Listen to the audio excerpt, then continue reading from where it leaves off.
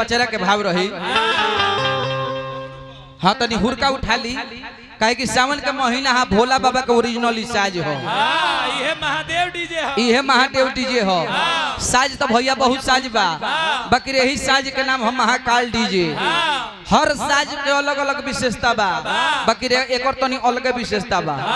यह साज बाकी छवाला दोनों ओर से, बाकी बाजेला एक ओर से। यही साज बा बाजी आगा ले आ माइक लगी एकरा पाछा ले बजावे लगे कि हुरकवा के ना ताहरा लगी, ताहरा माइक लगी तब न हुरकवा गोहे गोहे करी।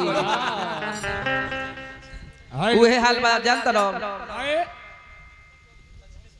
एक जना के भैंस के बीमार पड़ गए।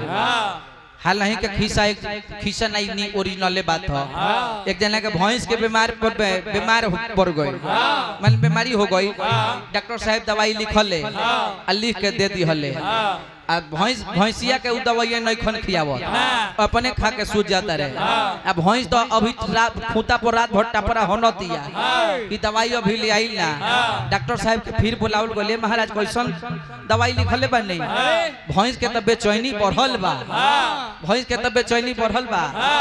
डॉक्टर साहब चेक पहले कहले कि दवाई देनी है, तो कहता रहे कि दवाई तो देनी है ना, बाकी दवाई हम लेनी है, दवाई हम लेनी है। तब डॉक्टर साहब कहले कि महाराज रुआ के कहल गल खन दवाई देवे के, तो बतावले कि रुआ ई थोड़ी कहले रहनी है भैंसिया के खियावे के, उ तो हम अपने खा गइल बानी। ओंगई मत कह कि माइक लगी ओई जा बजे बजी तू। हे बाबूआ ई है संसाज हो। एकर 14 गो में से बोल निकल रहे। कौन कौन? तांडव गटी नगपति पर नाचे शंकर शिव विनाशी, ताता थैया सब जगह नाचे जय जय शिव शंकर है, जय जय शिव शंकर है, जय जय शिव शंकर। बबुआ तो तनी पचरा के भाव बा, तनी कहे के बा कैसे?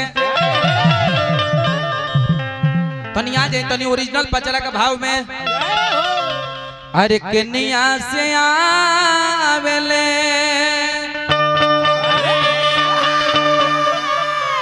हरे सूरज देवा,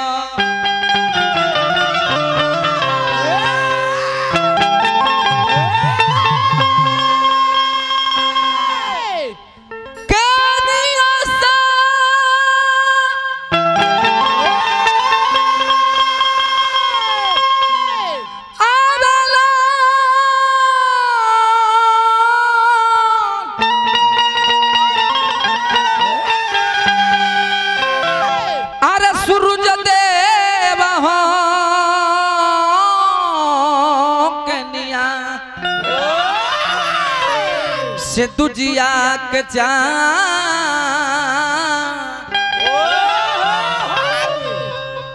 एक घड़ी के कलाकार लोग हाथ ना वजगर नहीं खेल रहो ना जी। बाकी हमनियों के ही घड़ी के वहीं जा हीरो वालों के आशीर्वाद बा। एक घड़ी के कलाकार लोग आवत जब ले वो लोग माइक में दुनिया भर का साउंड ना होई तो लोग गवाई ना चुआठ मार के खत्म बा। एक घड़ी के कलाकार लोग चुआठ मार के खत्म बा लोग मर जाने। कहे के बा नचनिया अगर तैयार हो गए होकर तो चलिए बाबा जाई नचनिया लेके चली आई। पहले ही हमारे ब्याह से कहनी है कि मुमताज को जल्दी बुलाइए। मुमताज अभी लहंगा पहन कर रेडी है। महफिल सुना है। प्रीति जी अगर हमारा आवाज सुने तारू तो जल्दी चलिए। हाँ कहे के बा ए बाबूआ तो केनिया से आवेले सूरज देवा हो के न तुझिया कच्चा।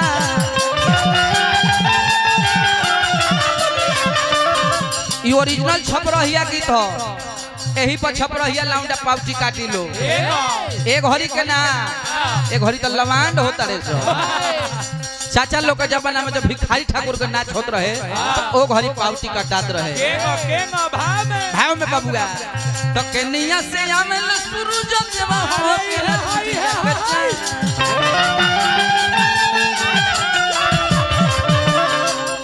अरे केनिया से आवेली भगवती जय हो मैया जय हो मैया जय हो मैया जय हो।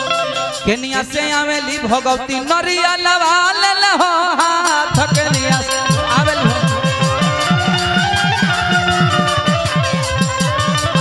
नरिया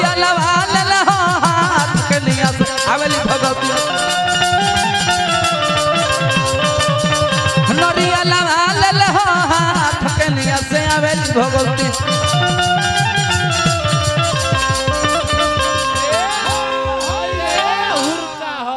अब तनी करे के तनी पखाउज पर देखे भैया और माए के छोरो तक